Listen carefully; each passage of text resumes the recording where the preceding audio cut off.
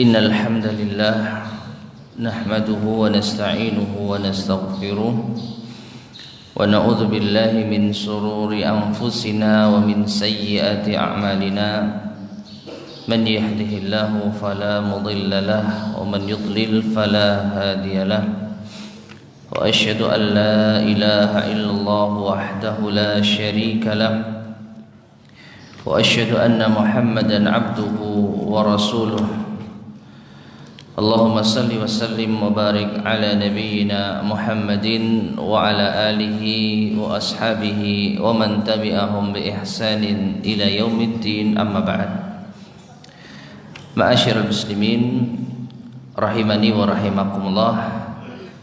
Alhamdulillah, pada kesempatan di pagi hari ini kita bisa bertemu kembali di majelis yang mulia ini, yaitu majelis al-ilm. Dan pada kesempatan kali ini kita masih melanjutkan yaitu pembahasan dari pertemuan sebelumnya dengan materi faidah menjaga lisan yang kita ambil dari risalah yang disusun oleh Fadilatul Syekh Abdul Razak Ibn Abdul Muhsin Al-Abbad Al-Badr hafidhahumallahu ta'ala. Sebelum kita lanjutkan, di antara faedah lisan berikutnya sedikit kita murajaah bahwasanya lisan termasuk di antara nikmat Allah Subhanahu wa taala yang Allah berikan kepada kita. Allah Subhanahu wa taala berfirman, "Alam naj'al lahu 'ainain wa lisanan wa syafatain." Bukankah kami telah menjadikan bagi manusia itu memiliki dua mata, satu lisan dan dua bibir.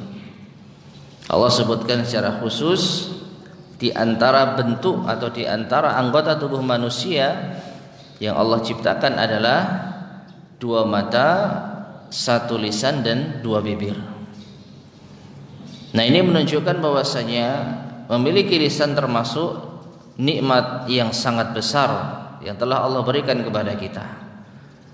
Dan setiap nikmat dari Allah Subhanahu wa taala apabila kita bersyukur karenanya, maka Allah akan semakin menambah nikmat itu pada kita. La in syakartum la azidannakum wa la in kafartum inna azabi lasyadid.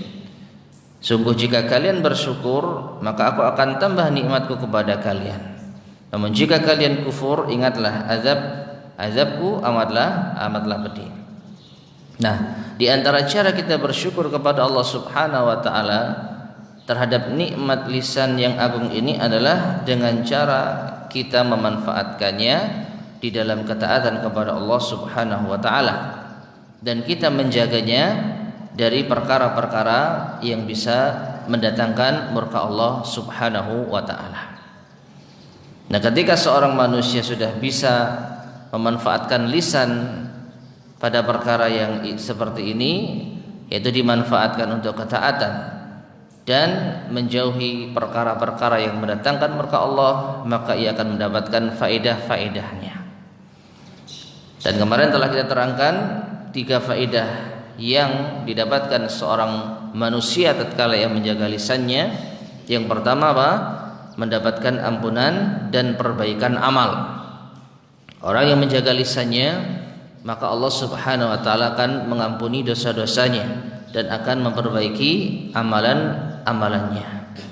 Ya ayyuhalladzina amanu ittaqullaha wa qulu qawlan sadida yuslih lakum a'malakum wa yaghfir lakum dzunubakum. Wahai orang-orang yang beriman, bertakwalah kalian kepada Allah dan ucapkanlah ucapan yang lurus, yang baik. Niscaya Allah akan mengampuni, niscaya Allah akan memperbaiki amalan-amalan kalian dan akan mengampuni dosa-dosa kalian. Ini yang pertama. Yang kedua adalah di antara faedah menjaga lisan, Allah Subhanahu wa taala atau Rasulullah SAW akan menjamin baginya surga. Orang yang menjaga lisannya akan dijamin masuk surga. Berdasarkan sabda Rasulullah SAW, "Man yadman li ma baina lahyaihi wa ma baina rijlaihi adman lahu al-jannah." Hadis riwayat Al-Bukhari. Kata Nabi SAW, barang siapa yang bisa menjamin untukku apa yang ada di antara dua rahangnya dan apa yang ada di antara dua kakinya, maka aku jamin baginya surga. Apa yang ada di antara dua rahang adalah lisan, dan apa yang ada di antara dua kaki adalah kemaluan. Jadi Rasulullah SAW menjamin orang yang bisa menjaga lisan dan kemaluannya dengan surga. Ini yang kedua. Dan yang ketiga yang telah kita sebutkan kemarin, faedah menjaga lisan berikutnya adalah keselamatan. Orang yang menjaga lisannya akan mendapatkan keselamatan. Berdasarkan hadis riwayat At-Tirmizi dari sahabat Uqbah ibn Amir, tatkala beliau bertanya kepada Rasulullah SAW, man najah, wahai Rasulullah, bagaimana meraih keselamatan itu? Maka beliau SAW mengatakan, amsik alaika lisanak wal yasa'ka baituk wabki ala khati'atik. Tahan lisanmu dan hendaknya engkau merasa luas di rumahmu dan menangislah atas kesalahanmu. 3 perkara yang akan mendatangkan keselamatan. Salah satunya adalah menahan lisan. Nah, ini ma'asyiral muslimin rahimani wa rahimakumullah, 3 faedah yang telah dha'a kullaha biistiqamatihi, dengan istiqomahnya lisan. Ya. Jadi seluruh anggota badan kita ini bergantung pada lisan kita. Kalau lisan kita lurus, maka seluruh anggota badan kita akan menjadi lurus. Lurus secara maknawi. Ya, baik. Tapi kalau lisan kita bengkok, lisan kita buruk, maka seluruh anggota badan kita akan menjadi ikut buruk. Hal ini berdasarkan hadis yang diriwayatkan oleh Imam At-Tirmizi, bahwasanya Rasulullah sallallahu alaihi wasallam bersabda, "Idza asbaha ibnu Adam," apabila seorang anak Adam di pagi hari, fa innal a'dha'a kullaha tukaffirul lisan, maka seluruh anggota badannya itu akan tunduk pada lisannya. Tukaffir bermakna tatazallal atau tatawadha. Jadi di pagi hari seluruh anggota badan ini akan tunduk pada lisannya. Fataqul, sehingga ia berkata, anggota badan kita ini berkata kepada lisan, ittaqillaha fina, bertakwalah engkau kepada Allah terhadap diri kami, wahai lisan. Fa innama nahnu bik, karena sesungguhnya kami ini tergantung dirimu. Fa in istaqamta istaqamna, jika engkau istiqamah, jika engkau lurus, maka kami pun akan, ya. Jadi seluruh anggota badan kita ini bersatu padu di bawah lisan. Ya. Semua tergantung pada lisan. Sehingga ia mengatakan, kalau engkau lurus wahai lisan, kami akan lurus, tapi kalau engkau bengkok, kami juga akan bengkok. Dan ini ma'asyiral muslimin rahimani wa rahimakumullah, bisa kita rasakan segala apa yang terjadi, yang selama ini pernah kita lalui, segala macam kelelahan, segala macam yaitu keletihan, bisa jadi di antara sebabnya adalah karena lisan kita. Karena kita salah ngomong misalnya, maka kita akan lelah pikiran, tenaga. Ya, kita butuh melangkah ke tempat yang mungkin perlu untuk mendapatkan pencerahan.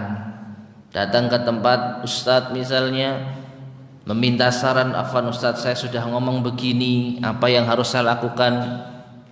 Nah, ini menunjukkan apa? Gara-gara satu anggota tubuh ini saja semuanya akan repot.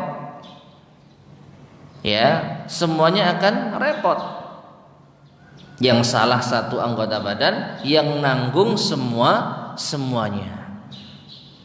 Mencakup akal kita, pikiran kita, tangan kita.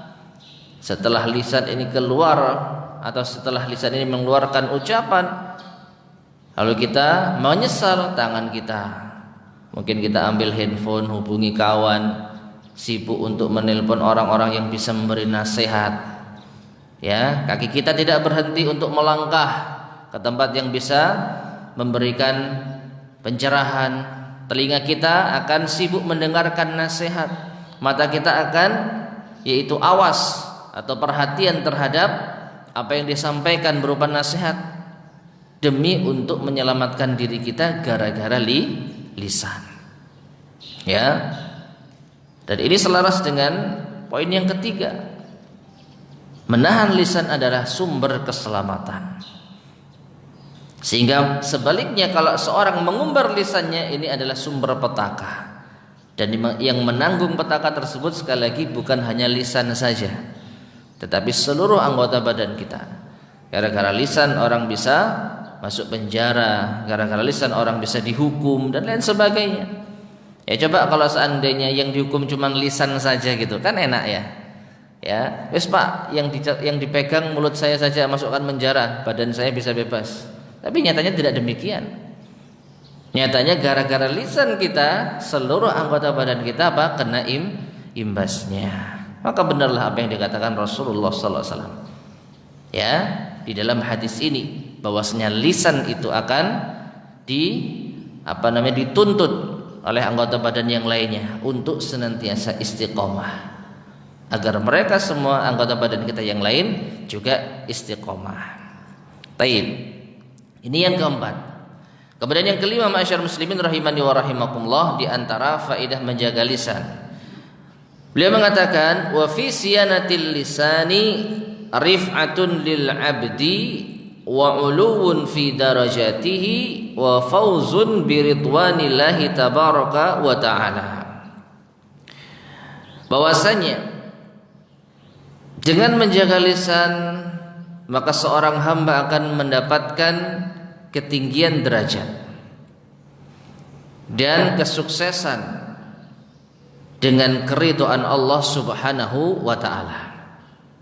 Orang yang menjaga lisannya akan ditinggikan derajatnya dan akan diridhai oleh Allah Subhanahu wa taala. Berdasarkan hadis yang diriwayatkan oleh Imam Al-Bukhari, bahwasanya Nabi sallallahu alaihi wasallam bersabda, innal 'abda la yatakallamu bil kalimati min ridwanillah la yulqi laha balan yarfa'uhu Allahu biha darajatin. Yang artinya, sesungguhnya seorang hamba, dia benar-benar mengucapkan suatu ucapan, suatu kalimat yang mendatangkan keridhaan Allah, yang ia sebenarnya tidak perhatian dengannya, namun Allah akan mengangkat baginya derajatnya. Perhatikan ma'asyar muslimin rahimani wa rahimakumullah, terkadang seorang hamba itu ketika mengucapkan suatu kalimat yang ia tidak perhatian dengannya, ya mungkin itu kalimat yang ringan, kalimat yang hanya sekedar keceplosan, tapi baik, mendatangkan ridha Allah dan menjadi penyebab Allah angkat derajatnya. Misalnya apa? Ketika kita melihat kawan kita mendapatkan musibah, lalu kita memberikan apa? Yaitu masukan, saran, nasihat untuk bersabar. Kok ya pas nasihatnya ini tembus langsung ke hatinya, padahal dia hanya sekedar lalu saja. Gimana ini, saya begini, saya begitu, sabar, insya Allah diganti sama Allah nanti. Langsung dia masuk ke dalam hatinya. Bisa jadi seperti itu. Maka ucapan dia yang hanya sekedar lalu, ya refleks, karena ada orang mengeluh, ya dinasihati sabar. Dia tidak perlu latihan khusus untuk menyarankan sabar. Ya, dia mendapatkan ini karena ketika dia mengaji, ketika dia taklim, ya yang namanya orang susah ya harus apa? Sabar. Kan begitu di dalam Islam. Ya, yang menjadikan seorang muslim itu perkaranya menakjubkan kan ini. Ajaban li amril mu'min fa inna amrahu kullahu khair, kata Rasulullah SAW. Sungguh menakjubkan perkara orang yang beriman, karena seluruh perkaranya itu baik. In asabatus sarra syakara fakana khairan lah. Jika ia mendapatkan kegembiraan, kebahagiaan, kelapangan, dia bersyukur dan itu baik baginya. Wa in asabathu dharra sabara fakana khairan lah. Dan jika ia mendapatkan madarat, ujian, dia bersabar dan itu baik baginya. Nah, hanya modal ini saja, ketika ada orang yang mengeluh terhadap kesusahannya langsung keceplosan, ya yang sabar gitu itu. Ya, Allah akan memberi gantinya insyaallah. Nah, kok ternyata langsung masuk nasihatnya itu. Ya, membuat seorang muslim bahagia dengan nasihatnya. Maka kata Rasul sallallahu alaihi wasallam, bisa jadi kalimat yang yaitu kata beliau la yulqi laha balan, yang ia tidak memiliki perhatian terhadapnya, justru akan menjadi sebab yarfa'uhullahu biha darajatin. Allah akan mengangkat derajatnya dengan sebab ucapan tersebut. Nah ini. Dan hadis yang semakna pula diriwayatkan oleh At-Tirmizi, Rasulullah sallallahu alaihi wasallam bersabda, "Inna ahadakum la yatakallamu bil kalimati min ridwanillah ma yadhunnu an tablugha ma balagat fayaktubullahu azza wa jalla lahu biha ridwanahu ila yaumi yalqah." Yang artinya sesungguhnya salah seorang di antara kalian sungguh benar-benar akan mengucapkan suatu kalimat min ridwanillah, dari keridhaan Allah, artinya yang mendatangkan keridhaan Allah, sedangkan dia sendiri ma yadhun, tidak menyangka anta belugha ma balagat, ucapan ini akan mencapai apa yang tercapai. Artinya tidak menyangka kalau ucapan ini akan sebegitu besar manfaatnya. Ya, sekali lagi mungkin ucapan yang hanya santai sambil lalu, tapi benar. Tapi sesuai dengan apa? Kebutuhan orang yang kita ajak bicara. Sehingga dia merasa bahagia dengan nasihat tersebut, sehingga dia merasa terhibur dengan yaitu ucapan kita tersebut. Yang ucapkan sendiri nggak nyangka, oh ternyata karena ini ya, oh ternyata karena ini. Ya mungkin sering kita mendengar, ya alhamdulillah dulu antum pernah menyarankan seperti ini dan ternyata memang benar-benar apa manfaat bagi saya. Kita sendiri mungkin lupa, yang mana ya? Saya pernah nyarankan apa ya? Saya pernah mengatakan apa? Nah, ini menunjukkan kalau kita sendiri apa? Tidak menyangka bahwa ucapan ini akan benar-benar bermanfaat baginya. Namun bagi orang yang mendapatkan manfaat tersebut, dia sangat bahagia, dia sangat gembira. Dan ini dibalas oleh Allah Subhanahu wa taala, fayaktubullahu azza wa jalla lahu biha ridwanahu ila yaumi yalqah. Allah akan mencatat keridhaannya bagi seorang yang berkata baik tersebut sampai hari pertemuan dengan Allah Subhanahu wa taala. Nah, ini mengisyaratkan kepada kita jamaah sekalian rahimani wa rahimakumullah, jangan menyepelekan ucapan yang baik meskipun itu nampaknya sepele, nampaknya itu ringan. Bagi kita mungkin itu ucapan yang biasa, tapi bagi orang lain mungkin itu ucapan yang sangat berharga. Ya, dan perhatikan, ini sebenarnya bukan hanya berlaku pada ucapan yang baik saja. Cuman karena tema kita menjaga lisan, maka yang dibawakan oleh beliau potongan hadis yang baik. Kalau orang mengatakan ucapan yang baik meskipun dia tidak menyangka itu akan berdampak besar bagi orang yang kita ajak bicara, maka itu akan mendatangkan ridha Allah dan akan diangkat derajatnya. Namun jangan salah sangka, ternyata hadis ini ada lanjutannya. Ya, beliau mengatakan, wa innal abda la yatakallamu bil kalimati min sakhatillah la yulqi laha balan yahwi biha fi jahannam. Dan apabila seorang hamba mengatakan suatu ucapan yang ternyata itu dapat mendatangkan murka Allah, yang ia sama sekali tidak menyadarinya, ia tidak perhatian dengannya, namun ini menyebabkan dia terjatuh di dalam neraka jahanam. Sebagaimana ucapan yang baik apabila mendatangkan ridha Allah akan menjadi sebab diangkat derajatnya dan dia akan diridhai oleh Allah Subhanahu wa taala. Namun sebaliknya, Siapa yang mengucapkan ucapan yang jelek dalam kondisi ia tidak menyangka, tidak merasa sekalipun, ini bisa menjadi penyebab akan dimasukkan ia ke dalam neraka jahanam.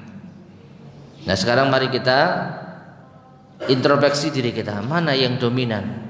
Kita sering keceplosan, sering tidak sengaja ngomong yang baik atau yang buruk? Jujur saja. Ya. Berapa persen yang baik, berapa persen yang buruk?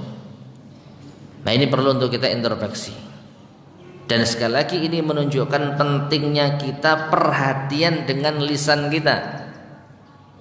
Jangan apa kalau kata orang Jawa, angger nyeplos gitu ya. Kita nggak sadar. Apalagi orang Surabaya dan sekitarnya itu kalau ngomong ya wis ceplas-ceplos. Tapi ternyata nyelekit. Nah, kita nggak sadar, kita ngomong santai saja, tapi ternyata omongan kita menusuk hatinya. Nah, ini hati-hati, membuat sakit hati orang, maka bahaya. Ya, sekali lagi, kalau itu baik, alhamdulillah kita dapat rezeki, diridhoi oleh Allah dan akan diangkat derajatnya. Namun kalau sampai itu buruk, maka bahaya, akan menjadi penyebab masuk ke dalam neraka jahanam. Nah, ini menunjukkan kepada kita jemaah sekalian rahimani wa rahimakumullah, bahwasanya menjaga lisan ini butuh pembiasaan. Ya, butuh latihan. Kalau kita selama ini sadar ternyata lisan kita ini banyak keselionya, ya harap hati-hati. Ya, latihan bisa insyaallah. Bisa, asalkan kita mau apa? Bersungguh-sungguh. Bukankah Allah Ta'ala berfirman, "Man jahadu fina lanahdiyannahum subulana." Barang siapa yang bersungguh-sungguh di jalan kami, maka akan kami berikan ia petunjuk jalan-jalan kami tersebut. Ya, memang ada yang mengatakan kalau sudah watak itu sulit dirubah, tapi tidak ada yang mustahil kalau dia memang mau bersungguh-sungguh untuk merubah diri. Ya, kuncinya kita mau berubah. Selanjutnya kita minta kepada Allah Subhanahu wa taala hidayah dan taufiknya agar ucapan kita ini benar-benar terjaga. Taib. Jadi yang kelima, dengan menjaga lisan seorang akan diangkat derajatnya dan diridhoi oleh Allah Tabaraka wa taala. Nah, sekarang yang keenam, kita lanjutkan. Wasiyanatul lisan milakun atau malakun lil amri kullih. Dan menjaga lisan ini merupakan hal yang dapat menyempurnakan segala urusan. Menjaga lisan di antara faedahnya adalah menyempurnakan segala urusan atau menguatkan atau mengokohkan yang semakna dengannya. Dan ini ma'asyar muslimin rahimani wa rahimakumullah, berdasarkan hadis yang cukup panjang yang diriwayatkan oleh Imam At-Tirmizi dari sahabat Mu'ad bin Jabal radhiyallahu taala anhu. Ya, bahwasanya Mu'ad itu pernah berkata kepada Rasulullah, "Ya Rasulullah, akhbirni bi'amalin yudkhilnil jannah wa yuba'iduni 'anil nar." Hadis secara lengkapnya tidak disampaikan oleh Syekh Abdul Razak di dalam risalah ini. Namun kita kutip secara keseluruhan agar kita lebih memahami konteks hadis ini. Asal muasalnya itu gimana? Kok bisa lisan ini menjadi penyempurna segala urusan? Diawali dengan pertanyaan Mu'ad bin Jabal kepada Rasul sallallahu alaihi wasallam, "Wahai Rasulullah, beritahukanlah kepadaku suatu amalan yang bisa memasukkanku ke surga dan menjauhkanku dari neraka." Awalnya di sini. Amalan apa yang bisa memasukkan surga dan menjauhkan dari apa? Neraka. Maka Rasulullah sallallahu alaihi wasallam bersabda, "Laqad sa'altani an 'azim wa innahu layasirun 'ala man yassarahu Allahu alaih." Sungguh engkau telah bertanya kepadaku wahai Mu'ad tentang pertanyaan yang besar, meskipun itu sebenarnya mudah bagi orang yang diberi kemudahan oleh Allah Subhanahu wa taala. Jadi kata Rasulullah SAW, pertanyaan ini sebenarnya pertanyaan yang besar, tapi sebenarnya bisa mudah. Ya, gampang-gampang sulit. Kalau kita perhatikan besar karena ini menyangkut surga dan apa? neraka. Ya, begitu jauhnya perbandingan antara surga dan neraka. Ingin dimasukkan surga dan ingin dijauhkan dari neraka. Ini perkara yang besar. Meskipun demikian sebenarnya bisa didapatkan dengan mudah. Namun ala man yassarahullahu alaihi. Bagi siapa yang diberi kemudahan oleh Allah Subhanahu wa taala. Nah, lalu beliau bersabda, bagaimana cara kita mendapatkan surga dan dijauhkan dari neraka? Kata beliau sallallahu alaihi wasallam, ta'budullaha wa la tusyriku bihi syai'ah. Yang pertama, engkau beribadah hanya kepada Allah dan tidak berbuat syirik terhadap Allah dengan sesuatu pun juga. Ya, ini mutlak. Orang kalau mau masuk surga wajib bertauhid dan menjauhkan diri dari kesyirikan. Yang kedua kata beliau sallallahu alaihi wasallam, wa tuqimas shalah wa tuqimus shalah. Ya, yaitu engkau mendirikan salat, mengerjakan salat, wa tu'tiz zakat dan engkau menunaikan zakat, wa tasumu Ramadan dan engkau berpuasa di bulan Ramadan, wa tahujjul baita dan engkau berhaji ke Baitullah. Ternyata beliau SAW menjawab pertanyaan Mu'ad bin Jabal dengan rukun apa? Islam. Ya, bertauhid dengan kita bersyahadat la ilaha illallah Muhammad Rasulullah, kemudian salat, kemudian zakat, kemudian puasa, kemudian haji. Tentu saja bagi yang mampu. Nah, kemudian beliau melanjutkan, ala adulluka ala abwabil khair. Maukah aku tunjukkan kepadamu hai Mu'ad pintu-pintu kebaikan? Lalu beliau mengatakan, Rasulullah SAW, as-saumu junnatun. Puasa adalah perisai. Wa sadaqatu tudfi'ul khati'ah kama tudfi'ul ma'u nar. Dan sedekah ini bisa memadamkan dosa atau bisa menghapus dosa sebagaimana air ini bisa memadamkan api. Nah, ini syarat. Selain puasa wajib ada puasa sunnah, selain zakat wajib ada sedekah. Ini adalah pintu-pintu kebaikan. Nah, kemudian wa shalatur rajuli min jawfil lail. Di antara pintu kebaikan pula adalah salatnya seseorang di pertengahan malam. Salat apa? Tahajud, qiyamul lail. Kemudian beliau mengutip ayat di dalam surat As-Sajdah, tatajafa junubuhum 'anil madaji hatta balagha ya'lamun.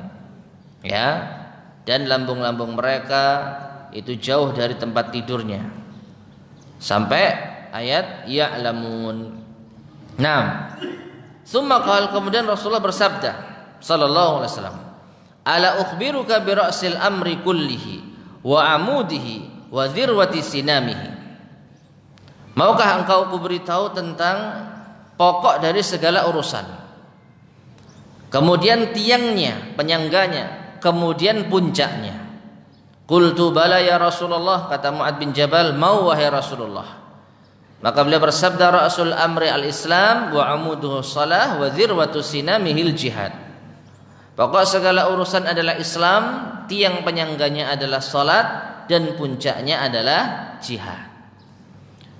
Nah, ini ma'asyar muslimin rahimani wa rahimakumullah, dibawakan oleh Rasulullah sallallahu alaihi wasallam berdasarkan pertanyaan pertama tadi, apa yang bisa memasukkan surga dan menjauhkan dari neraka. Dijelaskan dengan rukun Islam, kemudian amal-amalan sunnah, dan ditegaskan dengan apa?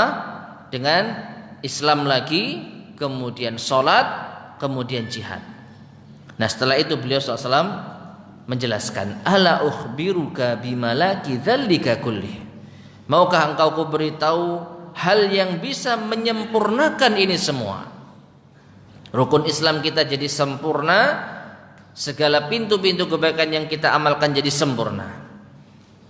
Maka Mu'ad berkata, bala ya Nabi Allah, mau wahai Nabi Allah. Maka Rasulullah SAW langsung apa? Fa akhadha bilisanihi qal kuffa alaika hadha. Rasulullah memegang lisannya lalu mengatakan, tahan ini. Ya, tahan ini. Jadi ternyata segala hal yang bisa menyempurnakan kebaikan-kebaikan kita itu adalah dengan menahan lisan. Padahal tadi pertanyaan yang ditanyakan, jawaban yang panjang, Ternyata yang bisa bisa dikatakan yang menyempurnakan ini semua itu hanya lisan. Makanya Mu'adz bertanya setelah itu, "Ya Nabi Allah, wahai Rasulullah, wa inna la mu'akhaduna bima natakallamu bih." Apakah kita akan disiksa dengan apa yang kita ucapkan? Apakah gara-gara lisan kita bisa celaka? Maka beliau mengatakan, "Tsakilatka ummuka ya Mu'adz." Semoga engkau kehilangan, semoga ibumu kehilangan wahai Mu'adz. Artinya celakalah engkau wahai Mu'adz. Wa hal yakubun nasa fin nari ala wujuhihim wa ala manakhirihim illa hasaidu alsinatihim. Tidaklah yang menyebabkan manusia tersungkur di dalam neraka jahanam wajah-wajah mereka ataupun hidung-hidung mereka, melainkan karena lisan-lisan mereka. Ya. Dan yang menarik di sini Rasulullah SAW mengungkapkan lisan dengan hasaid. Ya, hasaid. Apa hasaid itu? Secara makna bahasa artinya hasil panen. Ya. Wa ati haqqahu yauma hasadi. Tunaikanlah haknya di hari kalian memanen. Ini ayat tentang zakat. Dan dipakai oleh Rasulullah SAW di dalam bab lisan. Ya. Hasaidu alsinatihim bisa kita terjemahkan secara tekstual, yang menyebabkan manusia tersungkur wajah dan hidungnya ke dalam neraka jahanam adalah hasil panen dari lisan-lisan mereka. Nah, ini ma'asyar muslimin rahimani wa rahimakumullah. Jadi apa yang kita ucapkan itu nanti hasilnya akan kita dapatkan, hasil panennya akan kita dapatkan. Kalau seandainya apa yang kita ucapkan ini buruk, tentu panennya akan buruk pula. Dan ini yang menyebabkan kita masuk di dalam neraka. Nah, maka benarlah apa yang dikatakan Rasulullah SAW. Segala kebaikan yang kita lakukan ini nggak ada artinya kalau ternyata lisan kita buruk. Ya, kalau ternyata lisan kita tidak dijaga. Apalagi kalau sampai mengganggu kehormatan orang lain. Kalau sampai menzalimi orang lain. Tidakkah kita ingat dengan hadis bangkrut? Apa bangkrut bahasa Arabnya? Muflis.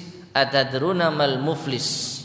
Rasulullah pernah bertanya tentang kebangkrutan. Tahukah kamu orang yang muflis, orang yang bangkrut? Maka para sahabat menjawab dengan spontan, al-muflisu fina alladzi la mata'. Orang muflis di antara kami orang yang tidak punya harta. Ya, enggak punya apa-apa, enggak punya dirham wala dinar. Dinar dan dirham enggak punya. Maka ternyata Rasulullah SAW mengatakan, al-muflisu fi ummati, orang muflis di kalangan umatku ini adalah mereka yang datang di hari kiamat membawa pahala sholat, membawa pahala puasa, membawa pahala zakat. Jadi orang yang amalannya diterima oleh Allah SWT. Buktinya mereka bisa membawa ini di hadapan Allah. Namun ternyata dia memiliki sikap yang buruk. Dia telah syatama hadza, mencela orang ini. Wa akhadha mala hadza, mengambil harta orang ini. Wa daraba hadza, dan memukul orang ini. Intinya dia telah melakukan kezaliman kepada orang lain. Salah satunya dengan lisan. Ya, lalu apa yang terjadi? Maka seluruh kebaikan-kebaikan yang ia kumpulkan, sholatnya, zakatnya, sedekahnya, puasanya, umrohnya, hajinya, berbuat baiknya kepada orang tua mungkin, ini akan diambil lalu akan dilimpahkan kepada orang-orang yang terzalimi. Ini kalau mencukupi. Anggaplah pahalanya 100, kezalimannya 50. Diambillah 50 untuk membayar kezaliman. Ya, masih punya 50. Tapi kalau ternyata enggak cukup, kebaikan yang ia amalkan tidak cukup untuk membayar kezaliman yang ia lakukan. Kebaikannya cuma 50, kezalimannya 100. Mau enggak mau 50 ini dibayar untuk ngelunasi kezalimannya belum cukup, masih punya utang 50. Apa yang terjadi? Maka dosa orang-orang yang terzalimi ini akan dilimpahkan kepadanya. Jadilah ia orang yang bangkrut. Sudah bawa pahala, pahalanya dikasihkan orang. Karena enggak cukup, dosa orang dilimpahkan ke dia. Bangkrut yang sesungguhnya seperti ini. Dan berarti kan masyarakat muslimin rahimani wa rahimakumullah, orang-orang semacam ini orang-orang yang sholatnya diterima. Ya, karena jelas-jelas dia datang kepada Allah di akhirat membawa, berarti amalnya diterima. Ikhlas dan sesuai dengan tuntunan, kan begitu. Amal saleh diterima kalau memenuhi 2 syarat. Sholatnya diterima, puasanya diterima, amal saleh diterima. Namun ternyata gara-gara kezaliman ini semua buyar. Subhanallah. Maka seringkali saya sampaikan, hati-hati dengan hak sesama muslim. Karena ini akan mendatangkan kebangkrutan nanti di akhirat. Kalau kita berdosa kepada Allah Subhanahu wa taala yang tidak ada kaitannya dengan hak manusia, perkaranya lebih mudah, Allah Maha Pengampun. Tapi kalau terkait dengan hak orang lain, Allah menegakkan keadilannya. Ya. Pasti akan dibalas di dunia atau di akhirat. Lebih baik di dunia. Karena di dunia bisa dinego. Ya, kita punya utang sepurane guys, sok bayar 100.000 aku sok bayar 50.000, wis gak apa-apa 50.000. Sah, ridho selesai. Di akhirat enggak bisa. Ya, tidak bisa. Nah, bayangkan ini orang yang punya amal soleh. Selama hidupnya dia membawa amal soleh. Lah kalau orang kerjaannya menzolimi orang lain tapi juga enggak punya amal soleh, bagaimana nasibnya? Contoh kita misalnya, amalannya enggak banyak, ya belum tentu diterima. Lalu kita berani-beraninya menzalimi orang. Sudah siap kan nanti kita? Kita membayar kezaliman dengan pahala kita. Pahala dari mana? Amalan kita belum tentu diterima Allah. Yang pasti dosa orang lain akan ditimpakan kepada kita. Hati-hati dengan hak manusia. Hati-hati dengan hak hamba-hamba Allah Subhanahu wa taala. Namun Allah Subhanahu wa taala sungguh sangat pemurah kepada hamba-hambanya. Kita diberikan satu kesempatan untuk bisa mengejar ketertinggalan amal-amal kita yang kurang dengan memburu Lailatul Qadar. Maka kalau sampai bulan Ramadan kita enggak ada antusias mengejar Lailatul Qadar, benar kata Rasulullah SAW, faman hurima khairaha faqad hurim.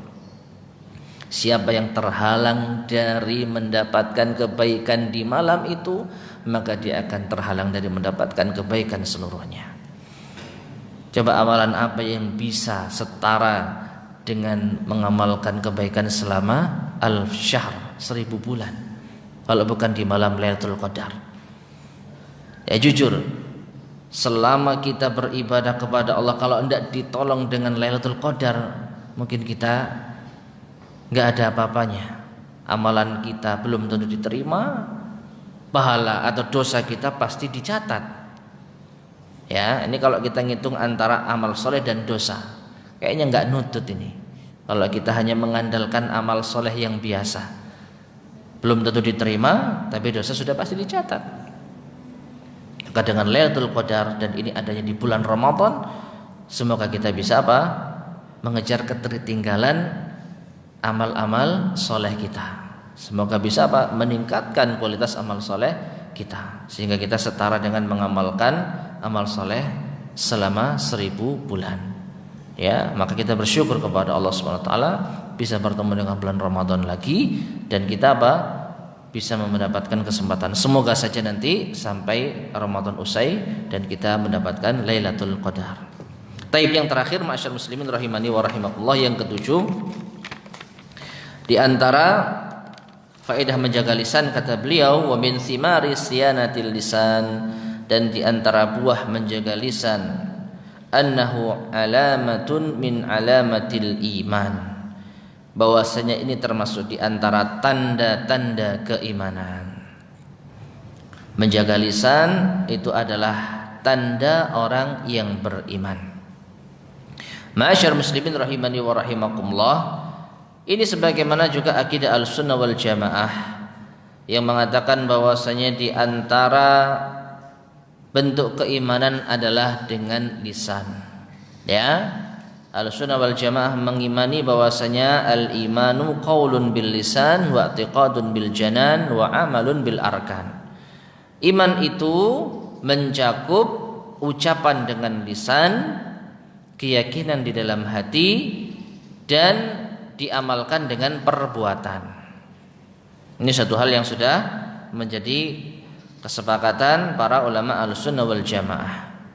Ya, bahwasanya iman itu tidak hanya sekedar diyakini saja, butuh diamalkan dan butuh diucapkan. Nah, di antara dalilnya adalah hadis yang diriwayatkan oleh Al-Bukhari dan Muslim bahwasanya Rasulullah sallallahu alaihi wasallam bersabda, "Man kana yu'minu billahi wal yaumil akhir falyaqul khairan aw liyasmut." Barang siapa yang beriman kepada Allah dan hari akhir, hendaknya ia berkata yang baik atau diam. Ya. Dan ini hadis yang mungkin sering kita dengar. Lagi-lagi hadis-hadis yang mungkin kita sampaikan sering kita dengar. Namun butuh diamalkan. Butuh benar-benar berjuang untuk mengamalkannya. Dan tidak ada salahnya kita mengulang-ulang hadis. Karena Allah Subhanahu wa taala sendiri berfirman, "Wa dzakir fa inna dzikra tanfa'ul mu'minin." Dan berilah peringatan. Karena sesungguhnya peringatan itu bermanfaat bagi orang-orang yang beriman. Ada kalanya mungkin kita mendengarkan hadis dalam satu kondisi belum masuk, belum meresap. Mendengarkan yang kedua belum, yang ketiga belum, yang keempat belum, yang kelima atau yang ke-10 baru dia merasuk dalam hatinya.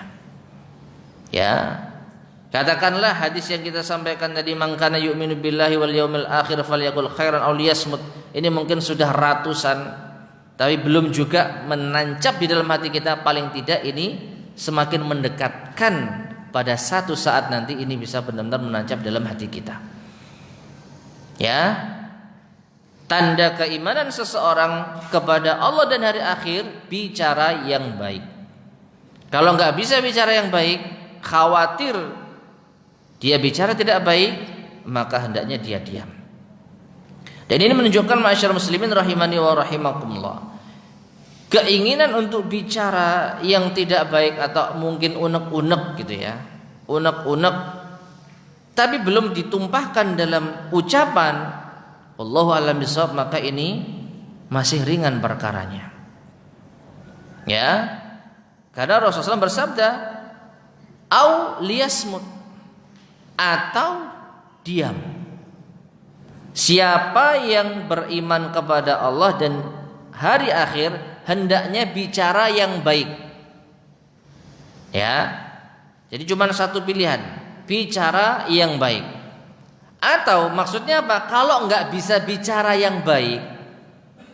Nah, kalau ternyata dia maunya bicara yang baik tapi enggak bisa, namanya unek-unek, ya sudah ndrodok di dalam hatinya, falyasmut, maka hendaknya ia diam. Ya ini.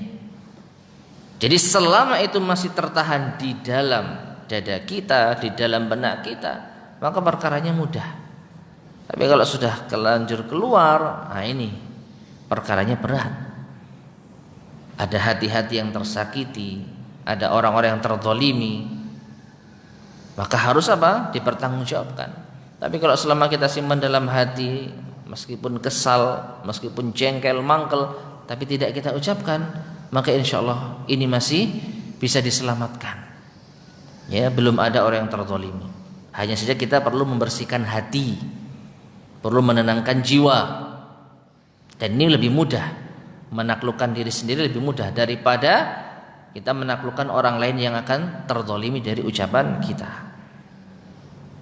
Maka benarlah yang dikatakan Rasul sallallahu alaihi wasallam, "Au liyasmut," pilihannya diam. Nah, demikian pula Nabi SAW bersabda dalam hadis riwayat Imam Ahmad, "La yastaqimu imanu 'abdin hatta yastaqima qalbuhu wa la yastaqimu qalbuhu hatta yastaqima lisanuhu." Tidaklah lurus keimanan seorang hamba hingga lurus hatinya, dan tidaklah lurus hati seorang hamba hingga lurus lisannya. Ini menunjukkan ma'asyarul muslimin rahimani wa rahimakumullah, ungkapan yang penting hatinya itu tidak sepenuhnya benar. Ya. Yang penting hatinya, kan sering kita dengar itu. Yang penting hatinya. Artinya apa? Enggak penting perbuatannya, enggak penting ucapannya. Yang dilihat itu hatinya, yang penting hatinya. Maka tidak benar. Rasul sallallahu alaihi wasallam jadi mengatakan, la yastaqimu qalbu hatta yastaqima lisanuhu. Ya. Justru hati itu dicerminkan di dalam lisan. Apa yang ada di dalam hati kita itulah yang terlihat di lisan kita. Kalau orang omongannya kotor, ya nggak akan mungkin kita mengatakan orang itu hatinya baik sebenarnya. Ya nggak bisa. Justru hati baik itu diwujudkan dengan lisan yang baik. Ya. Dan lisan yang baik ini atau hati yang baik ini tanda seorang beriman dengan sebenar-benarnya. Jadi iman sekali lagi masyarakat muslimin rahimani wa rahimakumullah harus terpenuhi dua perkara ini, lisan dan hati. Dan satu lagi apa? Perbuatan. Nah, dengan demikian maka pentingnya sekali lagi kita menjaga lisan. Dan inilah wujud di dalam hati kita. Apa yang kita ucapkan itulah gambaran dari hati kita. Kalau kita mengucapkan ucapan yang baik, ya seperti itu hati kita. Tapi kalau ucapan kita kotor, ucapan kita jahat, ya itulah gambaran dari hati kita.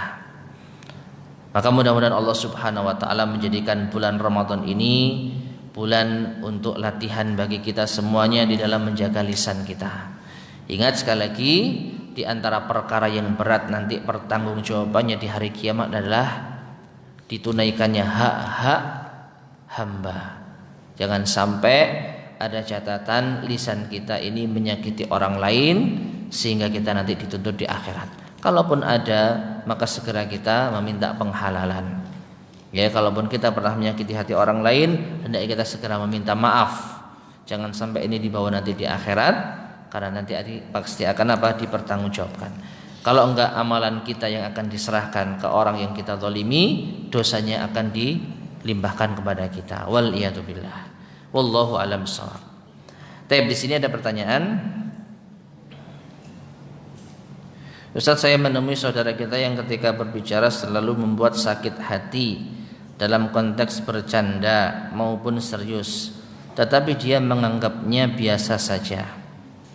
Jadi ketika bertemu saya selalu berusaha menghindar dari berbicara dengannya. Pertanyaannya, apakah yang saya lakukan menghindarinya sebagai sikap yang benar dan seperti apa standarisasi dalam menjaga lisan? Taib. Apakah yang saya lakukan menghindarinya sebagai sikap yang benar? Benar apabila kita tidak bisa merubahnya. Apa artinya? Kalau kita bisa memberi masukan, memberi nasihat, ya, kamu kalau bicara itu yang baik, meskipun kamu menganggap tidak serius, meskipun kamu menganggap ini bercanda, tapi ya ini membuat sakit hati orang, ya, membuat orang tersinggung. Kalau itu bisa dilakukan, lakukan. Paling tidak ini sebagai bentuk nasihat kepada dirinya, karena agama ini dibangun di atas nasihat. Tapi kalau sudah dilakukan misalnya, tapi nggak mempan, atau maka malah kita mungkin dianggap bercanda, Allah ngono ae kok baper gitu ya. Ya, zaman sekarang ini kata baper ini seakan-akan menjadi momok. Ya. Padahal yang namanya manusia itu punya perasaan enggak? Punya. Jadi baper ini perkara yang negatif atau positif? Tergantung. Ya. Bisa menjadi positif, bisa menjadi negatif. Ya. Positif kalau apa? Kalau ternyata dalam artian positif itu orang yang tersinggung misalnya karena ucapan saudaranya. Lalu kita katakan baper. Ya memang baper saya.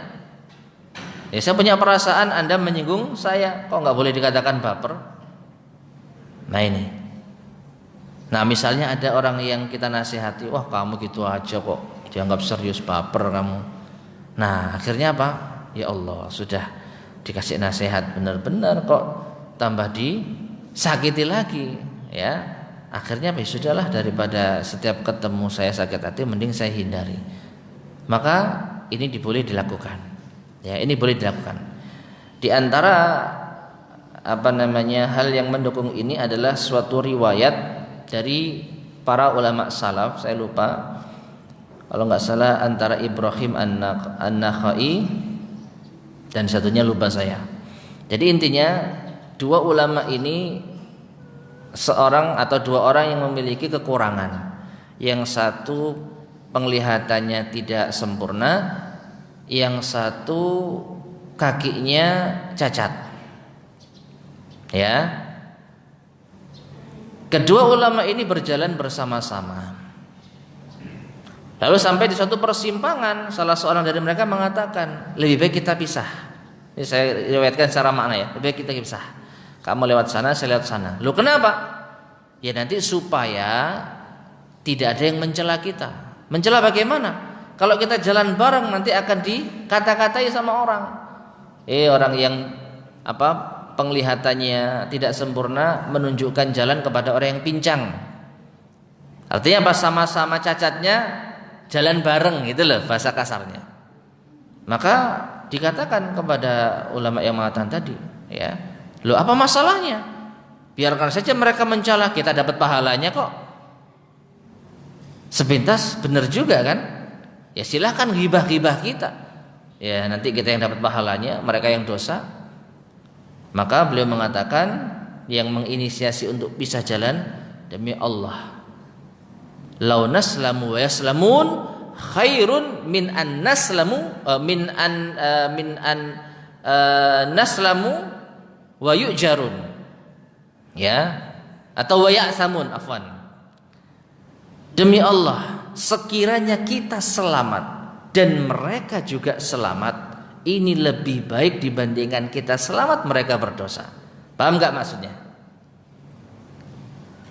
Lebih baik selamat semua, kita gak kena ghibah dan juga mereka gak ghibah. Artinya gak ada yang dapat dosa, ya kan? Kalau jalan-jalan sendiri, oh kasihan rek, orang buta sendirian, oh kasihan orang yang sedang kakinya pincang sendirian. Tidak ada celaan, hanya mungkin rasa iba, mungkin didoakan tambah baik kan kalau sendirian. Tapi kalau berdua, wih itu pincang sama buta jalan bareng, ya. Maka kata beliau, lebih baik kita selamat dari celaan dan mereka juga selamat dari berdosa mencela, daripada kita selamat dapat pahala tapi mereka dosa. Nah ini yang mungkin menginspirasi saya di dalam menjawab pertanyaan tadi. Lebih baik sama-sama selamatnya. Kalau nggak ketemu, dia nggak nyakitin kita, hati kita juga nggak sakit. Daripada ketemu, dia nyakiti hati kita, mungkin kita dapat pahala kalau kita sabar, tapi dia kan dapat dosa. Iya nggak? Ya, kecuali Anda memiliki jiwa besar. Setiap Anda dikata-katai, Anda sabar dan tidak menuntut. Mustahil ini bisa dilakukan terus menerus. Sekali mungkin dimaafkan. Kalau berkali-kali, ya namanya hati ini pasti suatu ketika akan panas, dan ini tentu akan membuat dia celaka dengan dosa lisannya. Nah maka wallahu a'lam bishawab, kalau bisa dihindari, apabila tidak bisa dinasihati, maka wallahu a'lam mungkin ini jalan yang terbaik. Nah kalau dia tanya kenapa kok menghindar, lah omonganmu sih, ya gampang saja. Ya supaya kamu nggak dapat dosa dan saya juga supaya nggak sakit hati, ya saya sengaja menghindar. Nggak apa-apa, jujur aja. Wallahu a'lam bishawab. Dan seperti apa standarisasi dalam menjaga lisan? Sudah dijelaskan Rasulullah SAW, berkata yang baik atau diam. Ya, makanya Syekh Abdul Razak di akhir istilahnya sebenarnya menjelaskan poin faidah yang ringkas yang kita singkat saja. Jadi orang yang sebelum berbicara dia harus berpikir tentang yaitu 3 perkara. Kalau dia pastikan ucapannya baik dan berdampak baik, maka silakan bicara. Tapi kalau dia pastikan ucapannya buruk dan bertambah buruk, maka harus diam. Yang ketiga, kalau dia nggak yakin baik atau buruk, maka tetap diam. Dan ini diambil dari sabda Rasulullah SAW. Pilihannya itu bicara yang baik cuma satu. Kalau nggak bisa diam. Maka kalau tahu itu baik dan berdampak baik, bicara. Sebaliknya kalau tahu itu buruk dan bertambah buruk, maka tahan. Dan kalau nggak tahu ini baik nggak ya, maka lebih baik diam. Ya. Nah, dari apa yang disabdakan Rasulullah SAW sudah mencukupi. Standarisasi dalam menjaga lisan apa? Ya bicara yang baik. Selain bicara yang baik juga dilihat dampaknya. Ya, kalau dampaknya kita perkirakan baik, maka silakan bicara. Tapi kalau khawatir kita belum tahu antara tersinggung enggak ya, antara baik enggak ya, maka lebih baik kita diam. Wallahu taala alam bissawab. Baik, ma'asyiral muslimin rahimani wa rahimakumullah. Mungkin ini yang bisa kita sampaikan pada kesempatan di pagi hari ini, mudah-mudahan bermanfaat. Kurang lebihnya saya mohon maaf. Subhanakallahumma bihamdika asyhadu an la ilaha illa anta astaghfiruka wa atubu ilaik. Walhamdulillahirabbil alamin. Assalamualaikum warahmatullahi wabarakatuh.